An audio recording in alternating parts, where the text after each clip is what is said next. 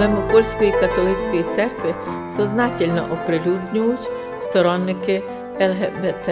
Для чого вони роблять то? У Польщі, знаєте, офіційно влада повіла, що у них природня сім'я, чоловік і жінка, і ніякі хімії, фікції не робляться, не приймаються. І от їм отомстили. Всі газети світа починають хапатися за всякі різничні случаї. Там були священники, які мали свої гріхи, і по цілому світу розносять, помстяться полякам. Ну що ж, треба пам'ятати в цьому світі, хто стоїть за біблейський, євангельський вопрос, що таке сім'я, один чоловік, одна жінка, будуть биті. Так б'ють і православних за віру православну. Ну що ж, поляки мало потерплять. Хоча приклад Польща вказала добрий.